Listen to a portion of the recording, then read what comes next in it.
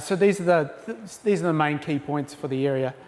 We see an increase in nitrogen concentrations in both streams and in groundwater, particularly in the south of the zone in Silver Stream, Ohoka, but also in this general area too. We see a decrease in sediment and E. coli getting into the streams, and we put this down to the effect of fencing. I'm going to talk about Plan Change 5 and permitted activities and how they could offset any gains from the nutrient management. Climate change will have an effect on land and water, and we'll discuss a few of those things as we're going through. Population is expected to increase, and this is of course going to affect the social economic well-being of the zone. And the last point is many of the streams in the river in this zone do not currently sustain cultural values, and under this scenario there's nothing to improve those cultural values. One point I should probably make for those of you that aren't familiar with this process is that we actually cover environmental, social, cultural and economic processes, and if you note the community outcomes, they actually cover those four broad ranges too. So a bit of background. So the purpose of the scenario is to provide information to people so you can make informed decisions around how you manage land and water in this zone. And as I said before, the current pathways is designed to explore what would happen if we carried on our current trajectory. Again, we use our best estimates and available information, and I think the last point is really critical. We're here to get your feedback. You know, we don't have all the answers, and we're actually seeking your input into this process and how we develop these solutions going forward. I think it's important to acknowledge that this is really complex. It can be hard to understand. There's lots to it. What I'm about to kind of show you is quite comprehensive, and it can be quite difficult to follow. But leading on from that complexity, I guess in terms of solutions, there is no right answer. There are a multitude of ways that you could cut this pie. And I guess the purpose of it is to balance those multiple values to find the best way of managing land and water in this district. Because of the implications of the things we're talking about tonight, there often is a lot of tension around the table, and that's perfectly fine. And it often happens when we're developing or talking generally about these types of contentious issues with people. So there have been a number of other zones that have gone through this process, and one of the philosophies that came out to be really useful was this philosophy of gifting and gaining, of listening and learning and understanding from others. It's one of the principles that allow us as a group to move forward and to develop some solutions. So that kind of wraps up the background, and the next few slides, what I'm going to talk about is the key elements of the current pathway scenario. And again, just to re-emphasize that it is one scenario, and within that scenario we've had these different phases. And the reasons that we've had them separately is to give you some sense of what the biggest driver might be. All right. So the first one we'll talk about is nutrient loads in the post. So this diagram is a conceptual model that a colleague of mine created, and it's a cross-section through the Canterbury Plains from the hills down to the oceans. So it's actually of Christchurch, but it's absolutely applicable to the other side too. At the coast you get an interfingering of fine-grained and gravelly sediments. The gravelly sediments are more permeable, and that's where you get a lot of your groundwater. Inland, as you go towards the hills, it becomes more dominated by just gravels. When you get rain or flows from rivers, it infiltrates through the soil and it recharges your groundwater system. The reason I show this particular diagram is to make one point. So we've got a couple of yellow arrows up there. So there's one down by the Avon and one up by the plains. And if you can imagine, if we had a rainfall event and we had a couple of drops of water infiltrate at those 2 points, the one closest to the Avon, let's just say it takes 10 years for that drop of water to travel through the groundwater system and up to the spring-fed streams. And for argument's sake, the one further inland, it takes 60 years to travel through that groundwater system and up and to that same point. That means that when this first drop of water has reached the surface, this one's only a sixth of its way through its journey. And I guess what we're trying to demonstrate is that groundwater takes a long time to travel, and at that spring-fed streams, you might get a mix of water of varying ages. Okay, so that wee introduction is kind of moving on to when we're talking about the lag to come or the load to come, we're talking about nitrogen in groundwater. And we know that it takes a long time for groundwater to move and for it to travel through the system. And we know that when we measure water in those spring-fed streams, for instance, that doesn't reflect the current land use. And we also know that a lot of that source of that nitrogen in the Waimakariri zone comes from agricultural sources, particularly cow urine patches and fertiliser and etc. The other thing we know is that irrigated area and land use has intensified in this zone over time. So this is a graph showing time on the bottom axis and area of irrigated area on the other axis. So we've used consensus data to estimate this area. So there are some uncertainties around it, but it does show a clear trend through time. If you were to take the year 2000, for instance, from that point to now, the amount of irrigated area in this zone has essentially doubled.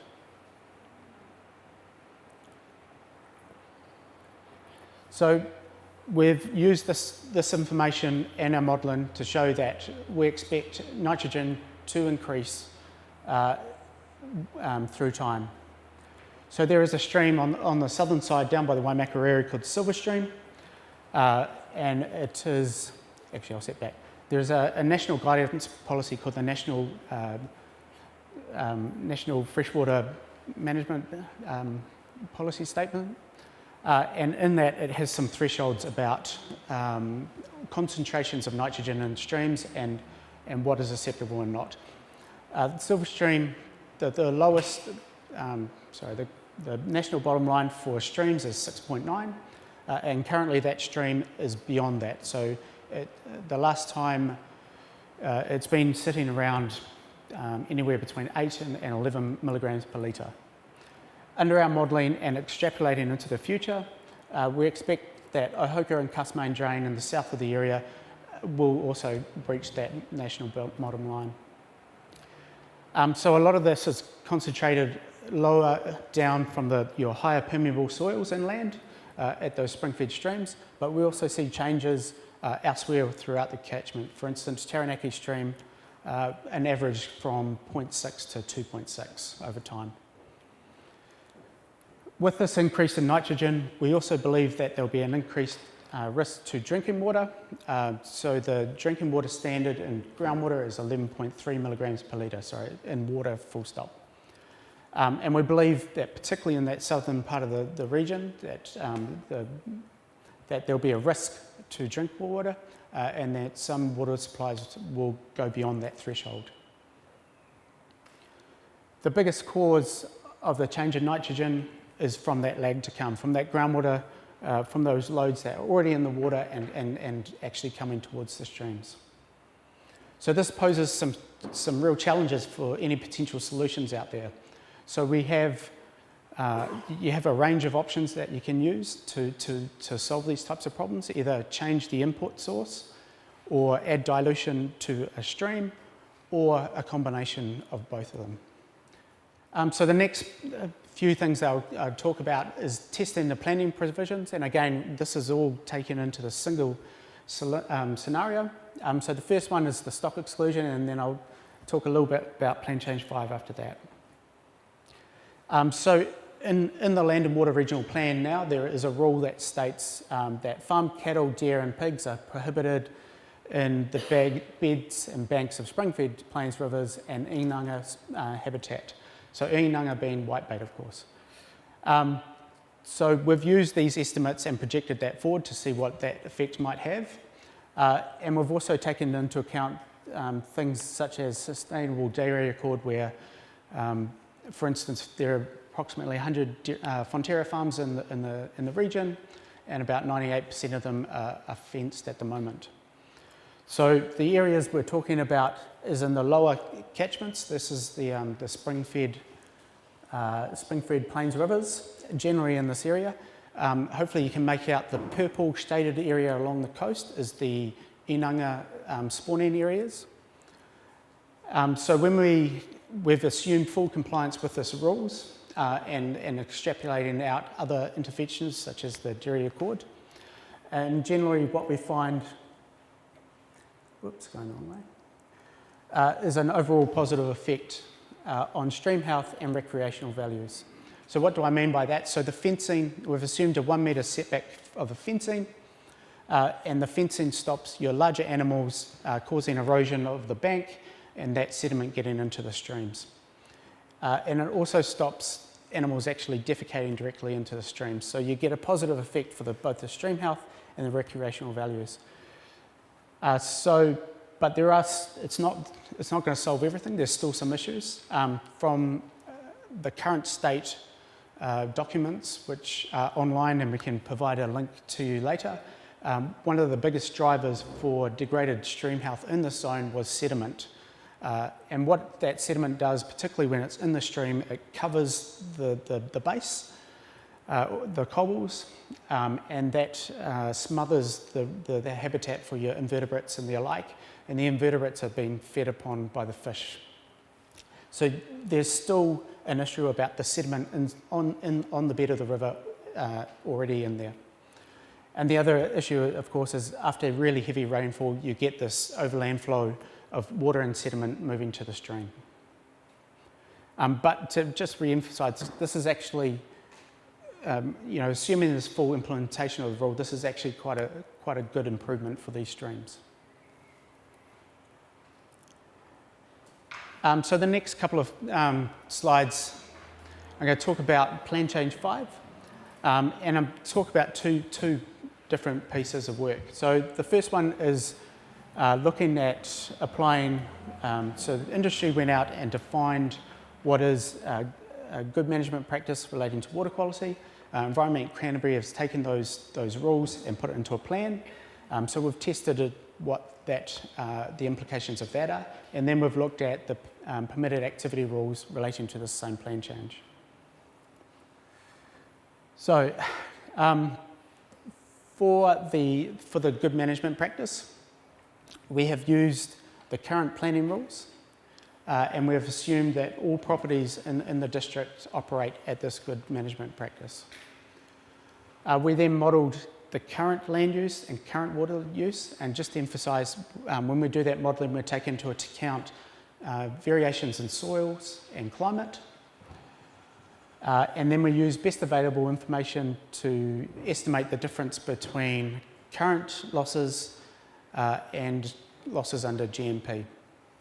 And on average, there's a 15% reduction on average across all the industries, but it does vary by industries. So the result of this modelling shows that overall you do see a reduction in nitrogen.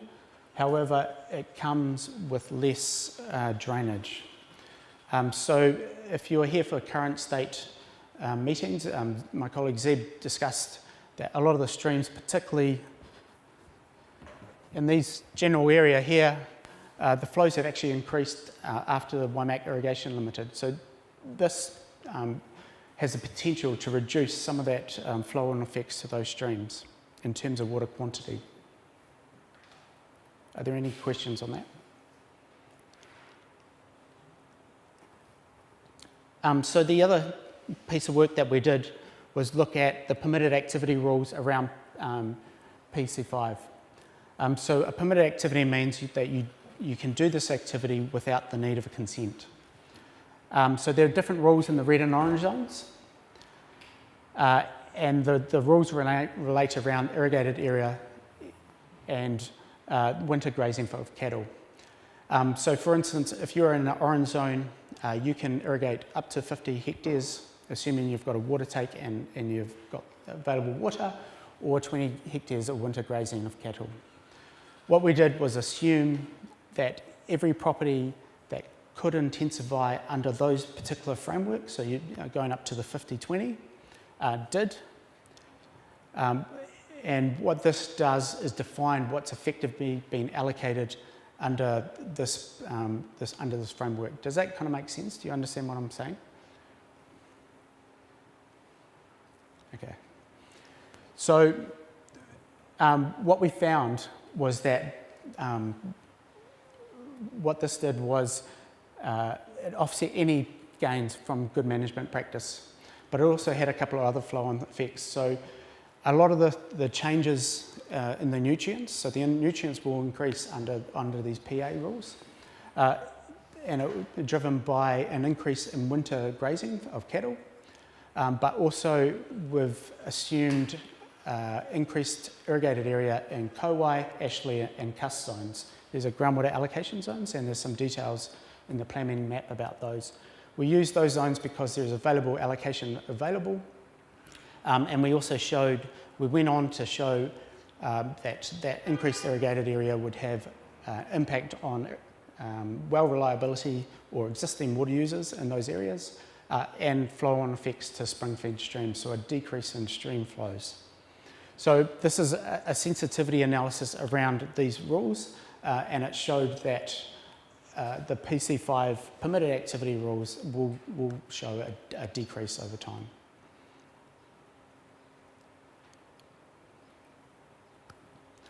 Okay, so the next one we went on to is population growth. So we've drawn extensively from the information from the Waimakariri District Council, and this map here is from one of their infrastructure strategies. So the grey areas are the existing urban areas. The dashed black line is the boundaries of infrastructure, and the green and blue are priority areas for growth of residential and business areas. So Stats New Zealand have estimated as of 30th of June 2016, the current population of the Waimakariri district is about 57,600. Depending on which estimate you use, the Waimakariri District Council are currently using estimate of at 2048, something around 80,000 people in the district, which equates to about 10,000 more households. It's expected that a lot of this growth can be incorporated within these greenfield areas, within the existing infrastructure boundaries. And of course, an increase in population has flow-on effects for the economy, greater retail potential, and of course someone has to build these houses. So this is the last element of the scenarios. And then we'll get into the evaluation proper. So climate change, we've assumed, we've looked out to 2040, and we've drawn on a lot of data from NIWA, and we've used that in our tools where appropriate. But there are things that we can't model, and therefore we've used the assumptions and the results from others. In a general sense, there's a website here on the MFE website which has a really nice summary of the effects of climate change by region. But generally, we're expecting a temperature increase that's 0.7 to 1 degrees, and an extreme and windy days by 2090 by about 2 to 10%. So the increase in temperature and wind, of course, gives you greater evaporation, and it also drives greater demand for water. There's a decrease in snowfall, particularly in the Alps, and this will have a flow-on effect for the Waimakariri River flows. In terms of rainfall, the biggest change is a seasonal effect in terms of less winter rainfall and more summer and autumn rainfall. And of course, associated sea level rise at the coast. Generally though, more variability. So the predictions are more extreme rainfalls, more severity and frequency of droughts, hot days, decrease in cold nights. And these all have implications, of course, for how water is managed in this zone.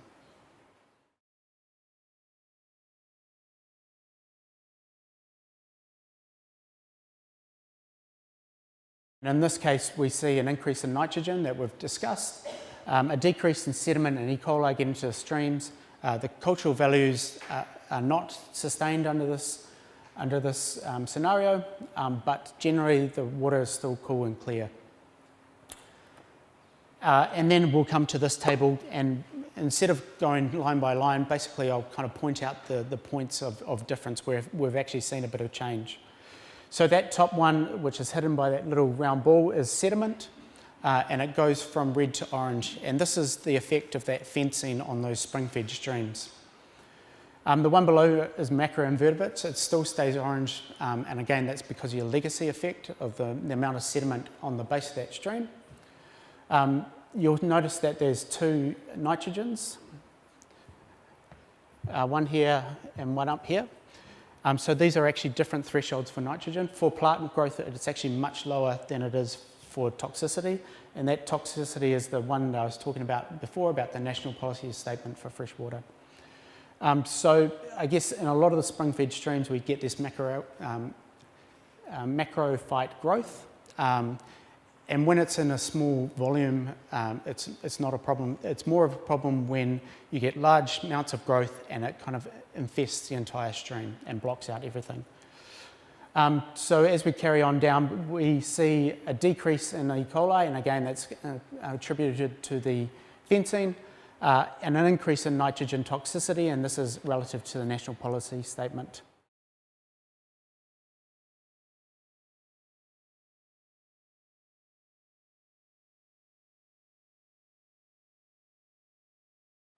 So the second outcome relates to the Ashley River Rakahuri, and it talks about a lot of things around contact recreation, river habitat, and it also includes the estuary just over here. So in the top left, top right, we've got an image of generally where we're talking about, and I guess the key points for this area is under climate change, the drying reach between around Rangiora gets worse, or a little bit worse, and this has an effect on fish passage and recruitment of fish in that stream. So there was some debate internally about this particular one, and the two sides of the house were it's actually quite bad now, and any change from that is actually making it really worse, versus it's quite bad and a little bit of change. But under this scenario, the climate change is going to make that drying reach longer. Again, this cultural values are still not sustained, and when we get down to the estuaries, the inflow from the streams are carrying nitrogen, and then nitrogen encourages plant growth. Oops. So for the Ashley River, generally you get a lot of greens, and we see the most change is down in the estuary, and again that's caused by the concentrations of the nitrogen that flow into the streams. A couple of other highlights: cultural assessment, still not, the cultural values are not sustained, and the fish passage and the contiguous has stayed orange.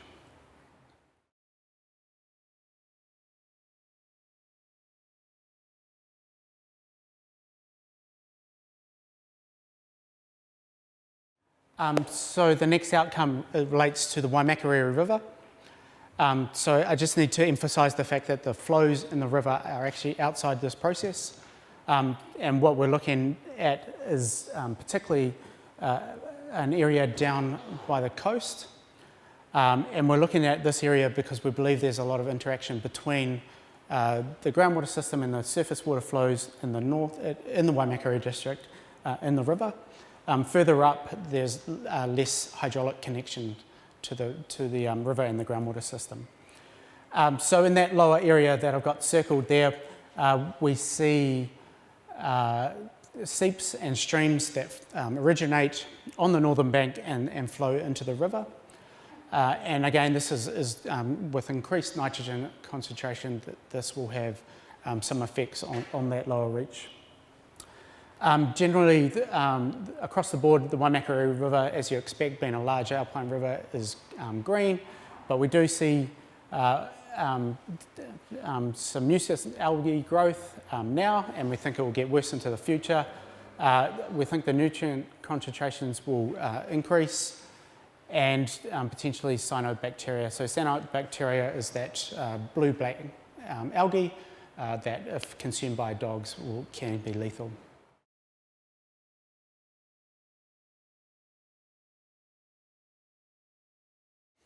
So the community outcome number 4 is very simple, and it relates to safe drinking water, preferably from secure supplies. WDC supplies have a responsibility to meet the drinking water standards. So we have assumed that regardless of what happens, that their supply will meet the drinking water standards. We do think, though, there's a risk to private suppliers who might not sample so frequently or are in a position to react so quickly to changes. And we think many of these wells, particularly in the south of the area, could increase over 11.3 milligrams, which is the drinking water standard. Before, when I talked about the PA or the permitted activities, there was an increase in irrigated area, and this irrigated area was from groundwater, and it could have an increased or decrease the well reliability of users in those areas. And that last point, and associated with that second point, is that there'll be an increased cost to restoring drinking water, and of course it's an environmental cost. So very simple, the WDC supplies we've got probably meeting, and again, because we assumed that they will rectify any problems that come up, but we do think that there'll be a risk to private supplies and some well reliabilities. We do know that in this zone, some groundwater supplies, even this year, are struggling, and we predict and particularly around the coastal edges, that will get worse. And of course, an increased cost because of the drinking water reliabilities.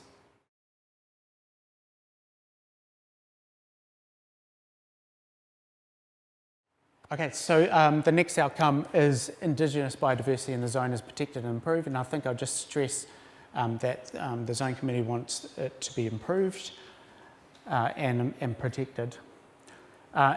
And we're looking at the entire zone, and the largest threats to Indigenous biodiversity is loss of habitat and pests. And in terms of climate change or immediate threats, climate change is kind of down the list. So you see a lot of change in habitat loss around the riparian margins, and as we said before, particularly along the coastal plains, there's been a lot of modifications since, particularly since Europeans arrived in 1840. So we've got 3 indicators at the moment for Indigenous vegetation, biodiversity values, and wetlands, and we don't think it's highly unlikely that it's been met now, and there's nothing under this scenario that's going to improve or protect the Indigenous biodiversity.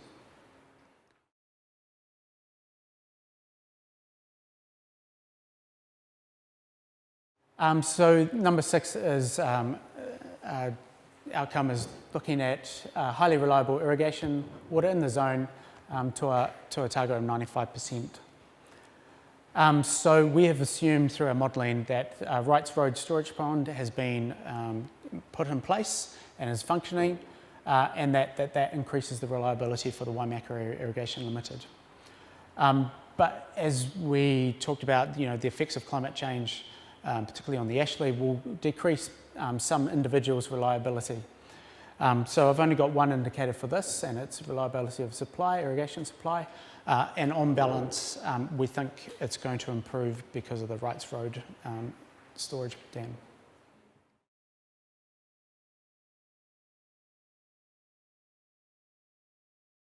This one's talking around water and nutrient management in the zone.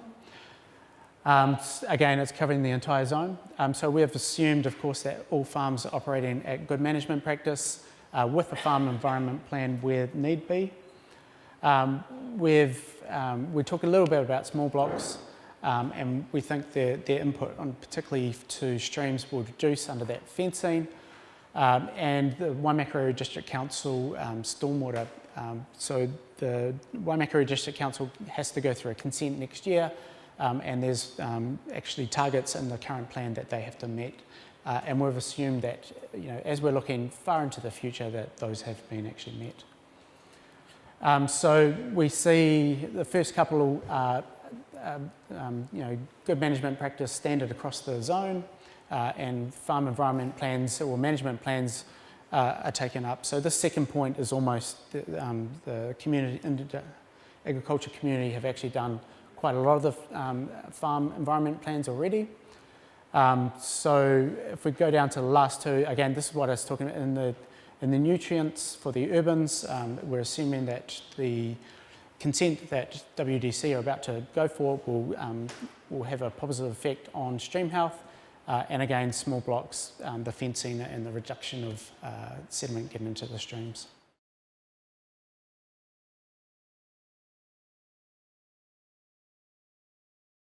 There is an outcome around improvements to the regional economy. We see a population increase and also an ageing population. And in terms of the economy, we see an overall growth because of that population increase. So in terms of this zone, agriculture is the fifth largest sector. And we're not, under this scenario, we're not predicting it to change substantially. So it kind of stays the same and everything else increases, therefore its proportion decreases, if that makes sense.